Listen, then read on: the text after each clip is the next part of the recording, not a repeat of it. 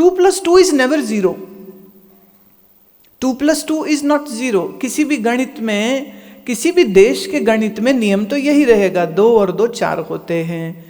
तो पति और पत्नी, मैंने स्त्री पुरुष पति पत्नी हुए तो 1 सेट ऑफ पेरेंट्स इधर हैं, 1 सेट ऑफ पेरेंट्स इधर हैं। मतलब आपने बेटी दी, किसी के घर की बेटी आपके घर में आई, और अब वो क्या है ना, अपनी सास ने बड़ा दुख दिया होता है तो कहती अब आई मेरी बारी। चक्कर ये भी है अंदर अंदर, उसका कोई दोष नहीं है, मानव है ना, मनुष्य है, उसका भी जी करता है कोई उसको पूछे, उसका हुक्म चले, सब उसको पूछें क्या आज बनेगा माता जी बनाओ, और अब जो नहीं पूछे तो वहाँ गड़बड़। फिर आधे टाइम तो मैंने देखा है माताएं इसी बात पे दुखी होती रहती, बहू मुझसे पूछती नहीं है। मैं कि क्यों पूछे वो तुमको, जीने दो उसको, तुम्हारा लड़का सब कुछ पूछ के करता है तुम्हें, वो भी तो करता है ना, उसको भी आज़ादी दे दो। कहते लो जी पहले ही दिन से आज़ादी दे दी तो हमारा तो बुढ़ापा खराब हो जाएगा। मैं अभी जैसे तुम इतना उसके सिर पे सवार हो गई हो, तेरा बुढ़ापा निश्चित खराब हो चुका है। वो जिस दिन उसको मौका लगा लड़के को समझा लेगी कि अम्मा जी को गुरुमा आश्रम में ही छोड़ा हो। और कई लोग बोलते हैं, ऐसा पुत्र कहते हैं, वो कहते हैं देखो मम्मी वहाँ पर डेंटल क्लिनिक भी है, दांत वांत ठीक करा लोगे, आयुर्वेदिक क्लिनिक है, पंचकर्म है, मसाज कराओगे कितना सुख है, फिर वहाँ ऑर्गेनिक सब्जी मिलती है, दूध भी गाय का है, यहाँ शहरों में क्या रखा है, और वहाँ कितनी शांति है, सुबह आरती शाम आरती ध्यान, और सब आपके जैसे प्रेमी प्रेमी लोग होंगे, कितना सुंदर वक्त बीतेगा, वहीं रहो, वहीं रहो तुम।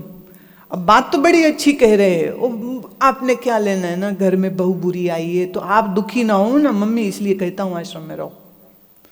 वो बुरी है, मैं उसको तो छोड़ नहीं सकता, मेरे बच्चे हैं उससे, मैं उनको तो छोड़ नहीं सकता, मैं एक जिम्मेदार पिता बनना चाहता हूँ, तो मतलब कि तुम्हारे रहते से ये काम हो नहीं सकता, तुम उसको मर्जी चलाने नहीं दोगी। सच्ची बात बोल रही हूँ, या तो तुम्हारी टिकट किसी ओल्ड एज होम में कटवा देंगे या तो तुम्हें आश्रम में पहुँचा देंगे, क्योंकि हर स्त्री के अंदर एक द्वेष और जिसको कहते हैं ना टेरिटरी, इतना हिस्सा मेरा है, वो मेरा का जो जाल है ना, मेरा मेरा मेरा मेरा मेरा, वो मेरा इतना दुख देता है। तो 2+2 4 नहीं होते, 2+2 0 हो जाते। मैं तो हंस रही थी, लोग कभी कभी शादी का कार्ड लेके आते हैं ना, गुरु में शादी हो रही, मैं सच को अंदर थोड़ा दुख सा आ जाता है। अच्छा भला हंसता खेलता आदमी 6 महीने साल नहीं तो 2 साल में रोता हुआ परेशान, इतने किस्से हो रहे हैं।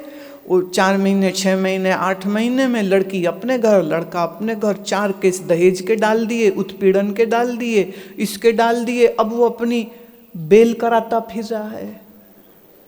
एक आया मेरे पास यहाँ मुंबई से, वो कहते गुरु माँ मेरे तो वारंट निकल गए, मैं यहीं रह जाऊं,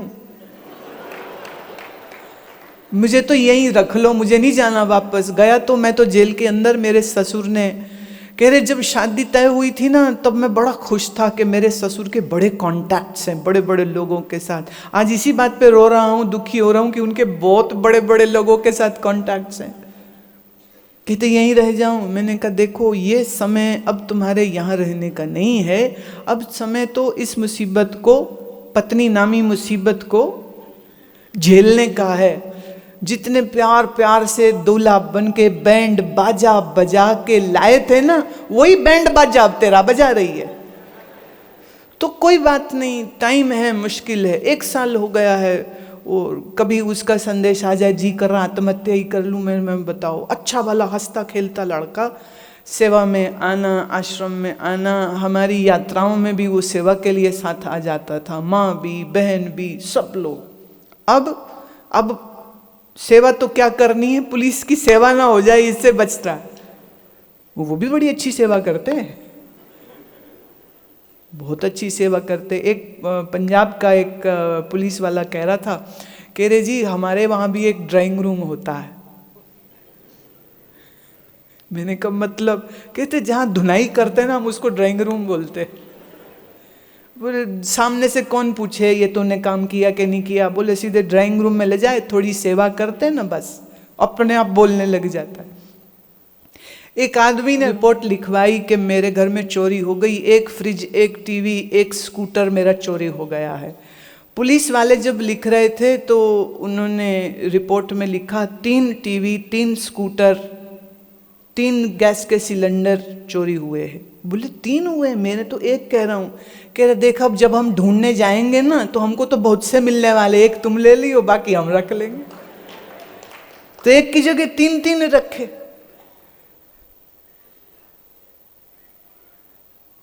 तो सेवा होती तो उसको भी तो वो कहते ना ड्राइंग रूम में सेवा कर रहे हैं, तो वो बेचारा अब भागा फिरता। तो कई बार बहुत ना ऐसा संकोच ही आ जाता। अब तो हम सही में बोलूं तो डर ही गए। कोई बोले ना शादी में आओ, ना बाबा रहने दो, क्यों, उसमें भी बड़ी समस्या हो सकती है कल। और फिर कई बार वो हमें कहते हैं आपका चेला है समझाओ इसको। मैं ना मेरा कोई ना चेला, लिख के ले लो, दे देती हूँ, लिख के ले लो मेरे से, ये मेरा कोई चेला नहीं है। अब तुम लोगों की गृहस्थियों की लड़ाइयों को मैं कहाँ समझा सकती हूँ तुमको। कभी कभी कोई समझ ले तो एक सहज बात कर लूँ, और कभी कभी तो ये मैंने देखा जब सुनने का मन ना हो और मन में गुस्सा हो तो वो आदमी ईश्वर की भी नहीं सुनेगा, तो मेरी क्यों सुनेगा वो बात। बड़ा खतरनाक मामला है ये। नित्य नित्य सुख मंगिए। हम रोज रोज सुख मांगते हैं, लेकिन सुख के साथ जो दुख आते हैं वो हमें दिखाई भी नहीं देते हैं, और इन दुखों से हम बचना भी चाहें तो भी बच नहीं सकते हैं, क्योंकि जिसने सुख भोगा है उसको दुख भी भोगना होगा। रात को आपने बहुत गुरु भोजन कर लिया। गुरु भोजन मतलब मीठा था, तला हुआ था, खीर खोया था, उसमें ऐसी चीज़ें खा ली, बिरयानी खा ली आपने, खूब तले हुए कोफ्ते खा लिए। अब जो स्वाद खाया है आपने, रात 2 बजे 3 बजे पेट की दर्द से उठ के बैठ गए। क्या हुआ? बोले कोफ्ते रो रहे अंदर बैठ के। वो कह रहे बाहर निकालो। वो कहते क्यों खाया था मुझे, क्यों खाया था मुझे। पर जब स्वाद लग रहा होता है तब किसी की ब्रेक ही नहीं लगती। यहीं आश्रम में एक बार भोजन चल रहा था, मैं चली गई अन्नपूर्णा, एक सज्जन प्रेमी हमारे, मैंने उनसे कहा मैं आपने मीठा खाया? कहते हाँ जी खा लिया। मैंने कहा नहीं नहीं थोड़ा और खा लो, खीर बनी थी। तो मैंने किसी को कहा 1 कटोरे में और ले आओ, वो और ले आए। खाते खाते में वो कहते गुरुजी वैसे मैं 2 खा चुका था। तो मैं अब तुम तीसरा आधा खा चुकने के बाद बोल रहे हो तो मत बोलो। बोले वो अब मैं मना कैसे कर सकता हूँ, आपने कहा ना। तो मैंने कहा धन्य है तुम्हारी पाचन शक्ति बड़ी जबरदस्त है, पूरे भोजन के बाद 3 कटोरे खीर खा लो। कहते जी वैसे भी एक चक्कर काट के चौथी खाने की भी इच्छा है। बोले ऐसी खीर कहीं मिलती नहीं है जैसी यहाँ बनती है। बहुत अच्छे। अब जीव को सुख हो रहा है, पेट को दुख होगा कि नहीं? और वमन हो गया, मैंने वॉमिट्स आने लग गए, या कि कोई इन्फेक्शन बाई चांस कहीं पुराना कई दफ़े वो भी ट्रिगर हो जाता है, तो शरीर में कष्ट हुआ। क्यों? क्योंकि जीव के सुख को हम रोक नहीं पाए। इसीलिए कहा जो कम खाता है उसका शरीर रोगी भी कम होता है, जो अधिक खाता है उसके शरीर में रोग जल्दी आ जाता है। तो ईश्वर से जब जब तुम सुख मांगो, लोग मांगने ही तो जाते हैं, मेरे को बुरा न मानो तो ये कहने की इजाज़त दो।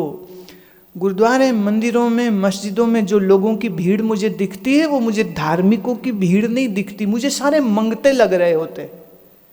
जरूरी नहीं जिसके फटे कपड़े हों वही मंगता है, वही भिखारी है। गुची अरमानी का सूट पहन के मर्सिडीज कार ड्राइव करके भी मंगता ही हो सकता है ना, कि मेरी 500 करोड़ की इन्वेस्टमेंट ठीक हो जाए, मेरा 2000 करोड़ का प्रॉफिट का जो टेंडर भरा है वो मेरा टेंडर पास हो जाए। तो वो हायर ग्रेड का भिखारी हो गया। वो सड़क वाला तो 2-5 रुपए ही मांग रहा होता, इससे ज्यादा क्या मांग लेगा? इससे ज्यादा तो वो मांगता नहीं। पर मांगने वालों एक चीज याद रखना, ईश्वर से तुम सुख मांग रहे हो, बस ये याद रहे जितने अनुपात में सुख आएगा उतने ही अनुपात में दुख भी आएगा। अगर तुम्हें जीवन में दुख नहीं चाहिए तो आज इस ज्ञान के सूत्र को पकड़ लो, फिर सुख भी मत मांगना। या तो सुख भी मत मांगो, फिर दुख से बच जाओगे। सुख मांगोगे, दुख सामने आएगा ही आएगा। और यहाँ एक तीसरा ऑप्शन इसमें मैं देती हूं, सुख को भी स्वीकार कर लो और दुख को भी स्वीकार कर लो, दोनों को स्वीकार कर लो। भूल में मत रहो, बेहोशी में मत रहो, बस ये मत सोचो कि अच्छा ही अच्छा होगा। ऐसा हम सब बोलते हैं।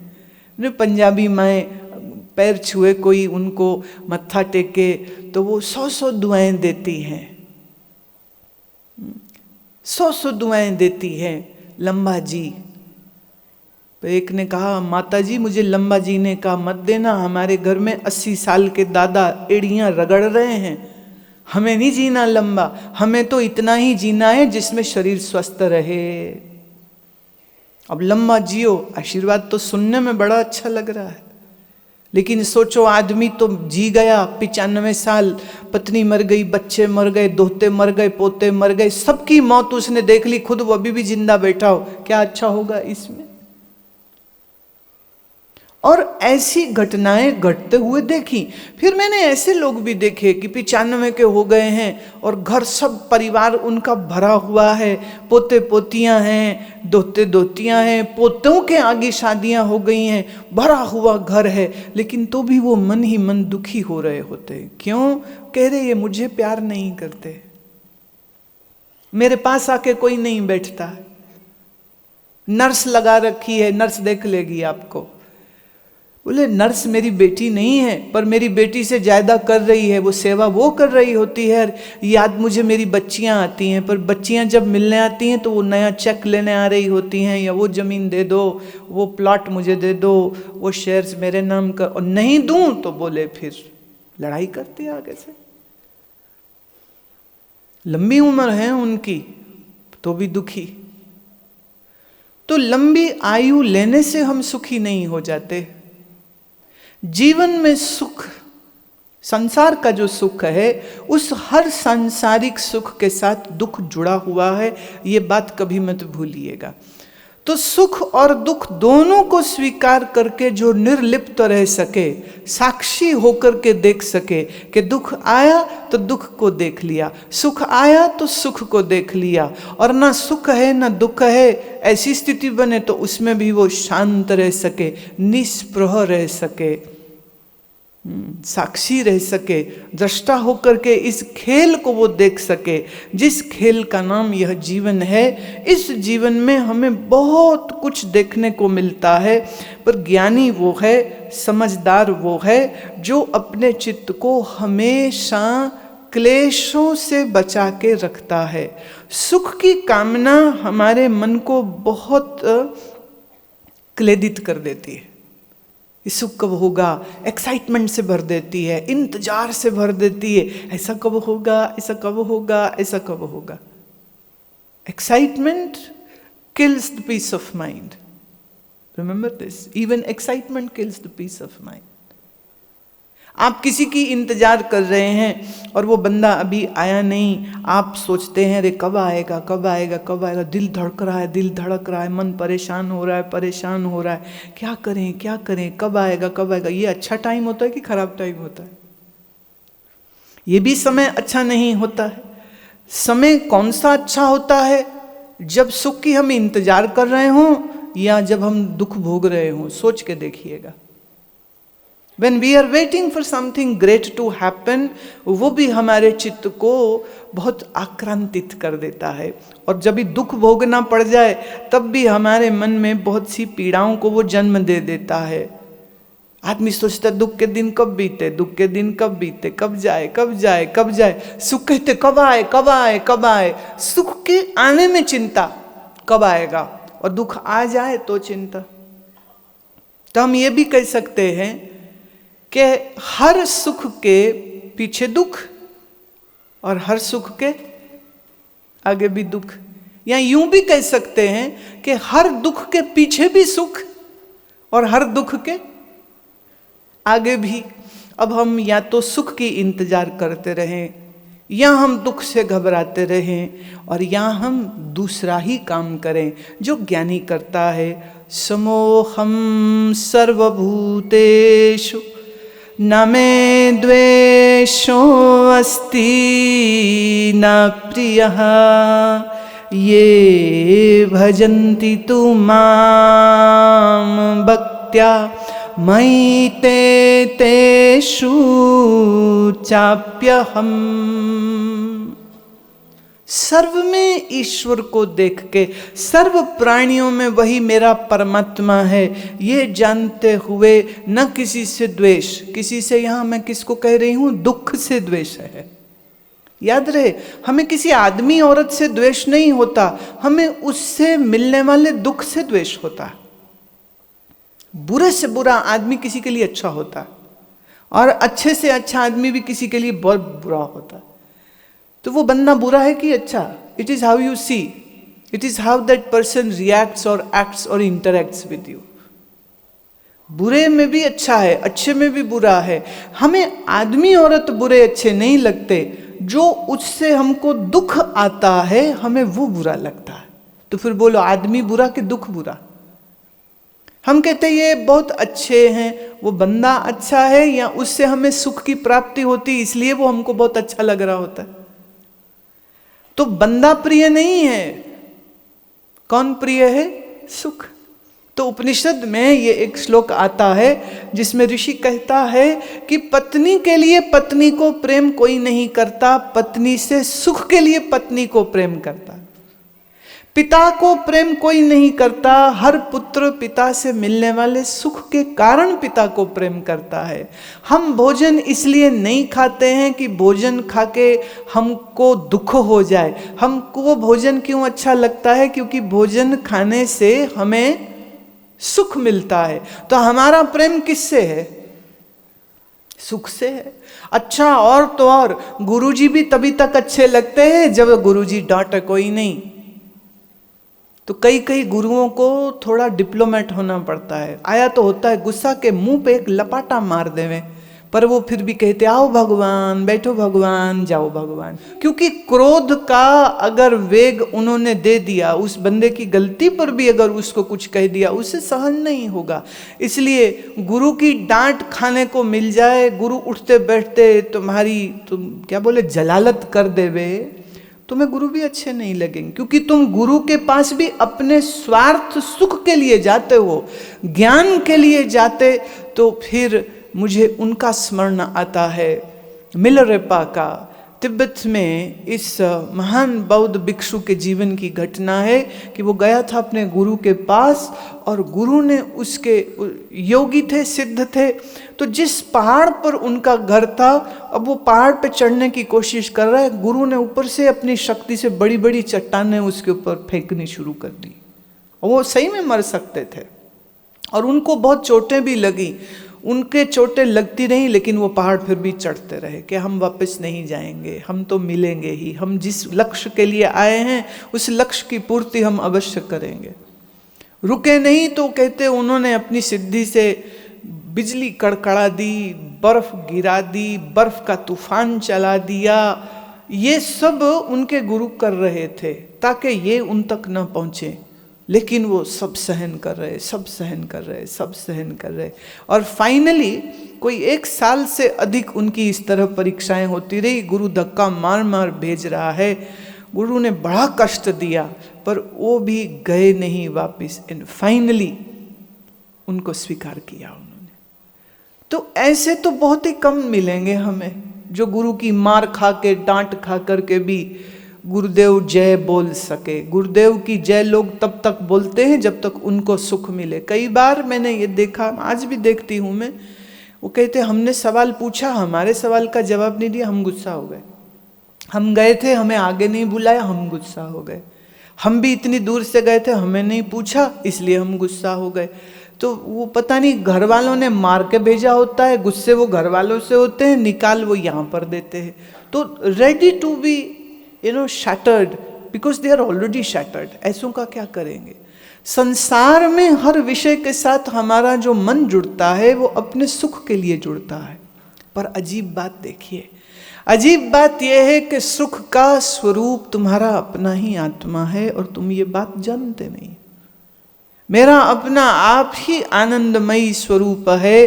अपने आनंद को न जानते हुए हम बाहर संसार के सुखों के लिए संसार की गुलामी करते रहते हैं और अपने अंदर जाते ही नहीं हैं। पंचदशी में विद्यारण्य स्वामी जी ने यह उदाहरण देकर के कहा कि इस संसार में सबसे ज्यादा सुखी कौन? तो उन्होंने कहा 6 महीने से छोटा बच्चा। निद्रा समाधि स्थिति ही, उस बच्चे की नींद भी समाधि जैसी होती। कह रहे संसार में सबसे ज्यादा सुख उस बच्चे को। फिर कहा इस बच्चे से भी 100 गुणे ज्यादा सुख है स्वर्ग के राजा इंद्र को। इंद्र से भी 1000 गुने ज्यादा सुख है विष्णु को। विष्णु से 1000 गुने ज्यादा सुख है महादेव को। निरंतर समाधि स्थिति में रहते हैं जो, और महादेव से भी अनंत गुने ज्यादा सुखी वह आत्मनिष्ठ होता है जो अपने आप को आनंद स्वरूप जानता है। इसको कहते दी एग्जैजुरेटेड स्टेटमेंट। बच्चे से भी ज्यादा सुख इंद्र को। स्वर्ग को एंट्री को लोग तरसते हैं और वो स्वर्ग का राजा है, वो कह रहे उसे कितना सुख। पर इंद्र से भी ज्यादा सुख बोले विष्णु को, विष्णु से भी ज्यादा सुख बोले महादेव को, बोले महादेव से भी ज्यादा सुख किसे? बोले ब्रह्मवेत्ता को।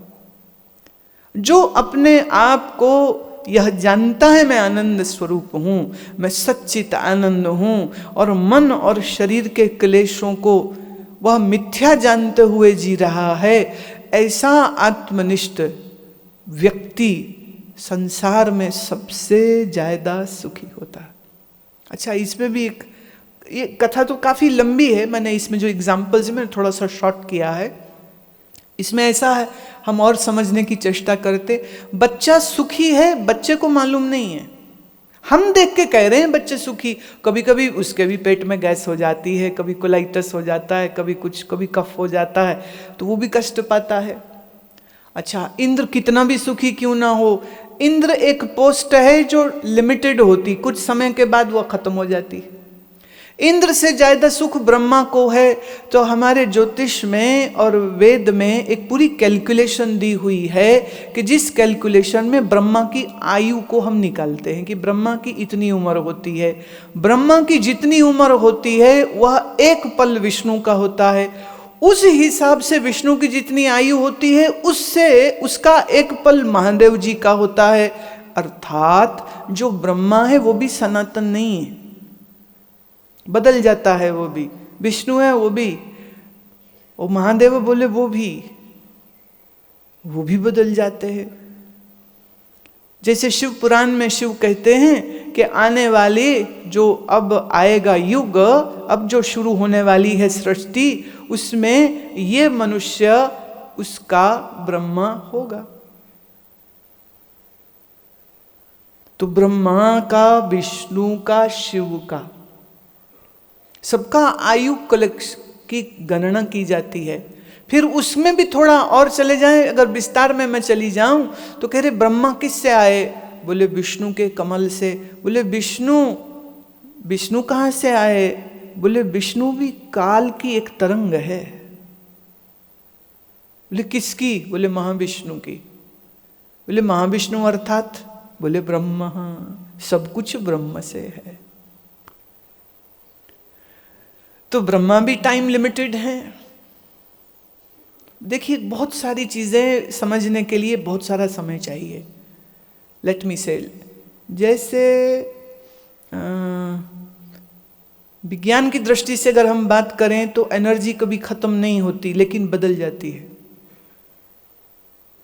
आपका शरीर जब मरता है तब भी तो तुम मरते नहीं हो, राइट? पर तुम फिर भी रोते हो। जो योगी है वो मृत्यु के रहस्य को जानता है। और योग की सिद्धि में एक ऐसी सिद्धि भी होती है जिसमें वो स्व इच्छा से कायाकल्प कर ले, मतलब शरीर जो बूढ़ा हो गया उसे फिर वापस जवान कर ले, अथवा स्व इच्छा से इस शरीर को छोड़ के किसी दूसरे शरीर में चला जाए, ये भी है। तो विष्णु के लिए, महादेव के लिए, पुराण की दृष्टि से मैं बोल रही हूं, ये संसार में एक शरीर को बनाना और उसको लुप्त कर देना, वो बोले वो भी उसका खेल होता है, क्योंकि उसके लिए जन्म कुछ नहीं, उसके लिए मृत्यु कुछ नहीं। जैसे रात सपने में तुम सारी सृष्टि बना लेते हो और सुबह उठे तो सारी सृष्टि खत्म, तो उस सृष्टि के तुम ब्रह्मा हुए कि नहीं? जो सपने में सृष्टि देखी उसके विष्णु कौन? पाला भी तुमने है। और उसके शिव कौन? तुम ही हो, मारा भी तुमने ही है। और एक रात्रि में 10 से 12 से 20 अलग अलग संख्या है, लोग स्वप्न ले सकते हैं। पहले पहले कहते थे 100 लेता है, फिर बोले नहीं 50 लेते हैं। अब आजकल वो संख्या थोड़ी कम हो गई है। वो कह रहे हैं कि अंडरस्टैंडिंग आते आते ही आएगी। मॉडर्न साइकेट्री समझते समझते समझेगी कि स्वप्न कितने आते हैं।